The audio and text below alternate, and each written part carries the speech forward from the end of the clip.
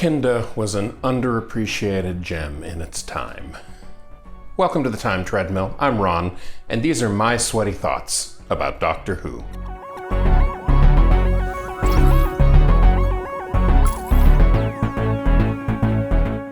I still remember my very first encounter with Kinda when I was 14, 15 years old, and it wasn't with the broadcast story at all. Remember, in 1982, 83, it was impossible to see current new episodes or even really know about them, here in America at least. No, I knew about Doctor Who stories because of the novelizations. It's the same way I discovered the series to begin with, and fortunately my friendly local bookstore stocked Doctor Who Target novelizations. And so my first encounter with Kinda was this paperback cover.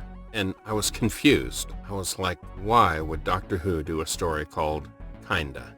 Is it kinda scary? Is it kinda science fiction?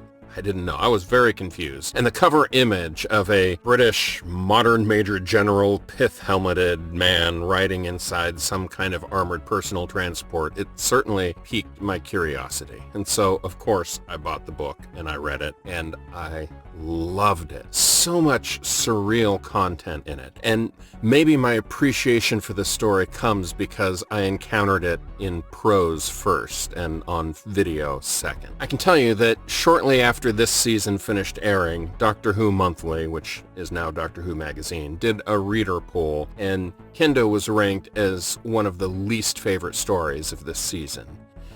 And yet, a much more recent poll ranked this as the second most popular story from this season. So this one has aged very well. And some of why it did poorly initially, I think, can be explained by what I will encounter tomorrow, and I'll get to that tomorrow. But some of it is, it's just such a cerebral story. There's a lot going on beneath the surface. Of course, it's an allegory for British colonialism, and more specifically British colonialism in Australia, which makes it interesting that the Australian character Tegan is not involved in the main plot line. She is vital to the story, but at least in the first two parts, she is off in her own dreamlike side story. But the entire depiction of the dome-dwelling explorers on an expedition from presumably Earth, they never explicitly state, but it seems pretty clear, and how they interact with the natives, which are very much modeled after the Australian Aboriginals. It's a crystal clear depiction. And particularly the way it deals with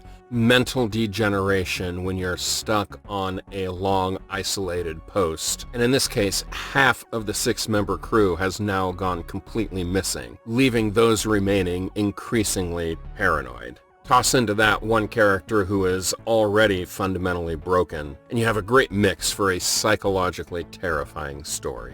And then you toss in the whole side plot line with Tegan encountering the Mara and in this dream surrealistic world and pitch blackness and the, at the time, cutting edge special effects that were used to realize that. And it's just a fantastic story. I definitely recommend this one as one of my favorites of the Fifth Doctor era. That being said, there's one gigantic pitfall to this story. And for that, well, you'll have to come back tomorrow. I'll see you then.